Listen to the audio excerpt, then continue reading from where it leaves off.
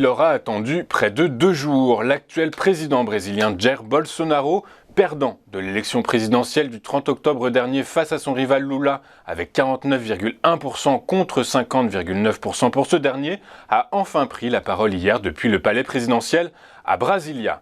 Nous sommes plus vivants que jamais, a-t-il lancé lors d'une allocution éclair, lors de laquelle il n'a pas clairement reconnu sa défaite. Lors de sa prise de parole, Jair Bolsonaro s'est opposé au blocage routier qui paralysait encore hier plusieurs axes du Brésil, puisque selon la police routière fédérale, 250 barrages routiers totaux ou partiels ont été signalés dans au moins 23 des 27 États du Brésil. La situation est toujours très confuse dans l'État de Santa Catarina, dans le sud du pays, où Jair Bolsonaro a remporté près de 70% des voix dimanche. On y enregistre en effet le plus important nombre de routes bloquées. Aux États-Unis, l'industrie manufacturière a vu les prix des matières premières baisser en octobre, et ce pour la première fois depuis le début de la pandémie de Covid-19, selon l'indice de la fédération professionnelle ISM publié hier. L'indice mesurant les prix est tombé à 46,6%, passant ainsi sous le seuil des 50% qui marque, comme vous le savez, la différence entre croissance et contraction. Quant à l'activité générale de l'industrie manufacturière, elle est restée en croissance le mois dernier, mais très légèrement, échappant de peu à une diminution. L'indice est en effet tombé à 50,2%, se maintenant donc tout juste au-dessus du seuil des 50% et enregistrant son plus bas niveau depuis mai 2020. Il est en recul de 0,7% par rapport à septembre, mais est supérieur aux attentes des analystes qui le voyaient tomber à 50%.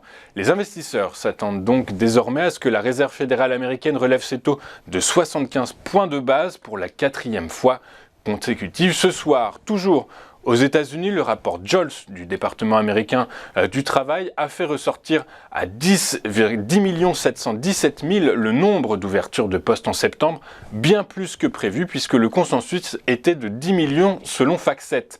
Un mois plus tôt, ces ouvertures de postes étaient au nombre de 10 053 000, chiffre révisé depuis à 10 280 000. Le géant pétrolier saoudien Aramco a enregistré une hausse de 39% de son bénéfice net au 3e trimestre de l'exercice 2022 par rapport à la même période l'année dernière, a annoncé hier l'entreprise publique qui profite des prix élevés du brut.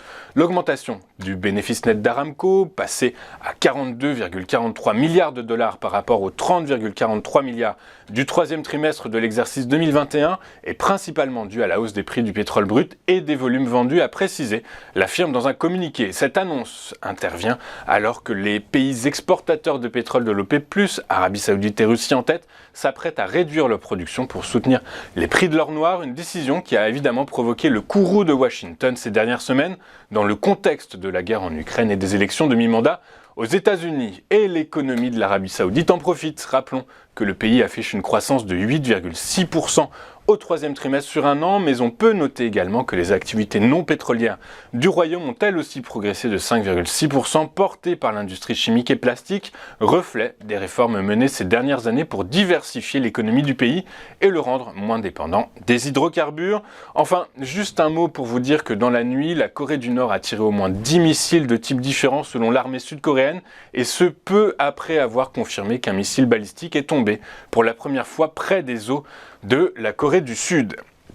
Avant de poursuivre le programme de notre émission, regardons ce qui s'est passé sur les principales places boursières de la planète. Ce matin, la bourse de Tokyo a fini quasi stable, le Nikkei a perdu 0,06% à 27 663 points et le Topix a pris, lui, 0,08% à 1940 points.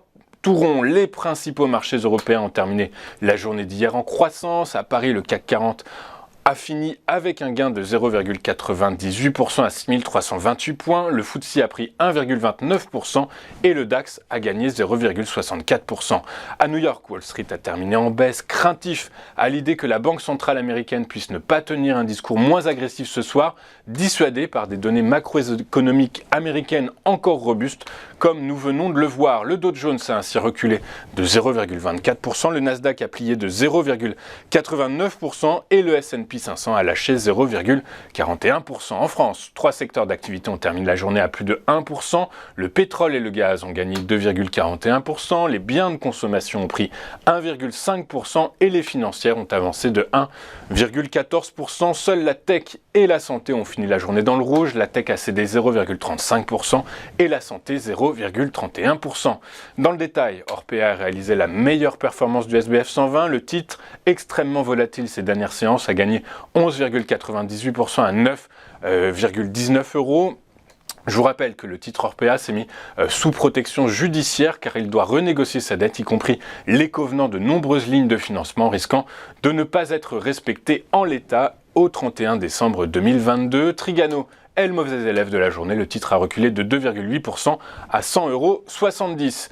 Les prix du pétrole ont regagné du terrain hier, poussés par les prévisions optimistes de l'OPEP sur la demande, mais sensibles aussi aux inquiétudes liées à la situation géopolitique.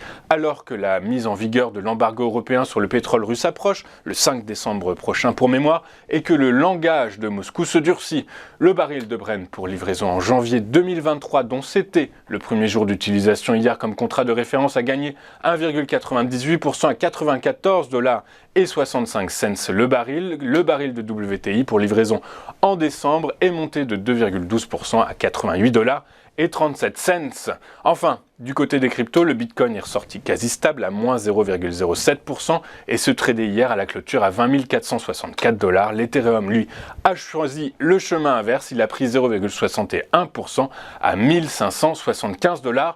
L'unité, nous allons marquer une toute première page de réclame et juste après, nous vous ferons vivre l'ouverture de la séance à Francfort, une ouverture qui sera analysée et décryptée par Eric Seban. A tout de suite sur Téléfinance.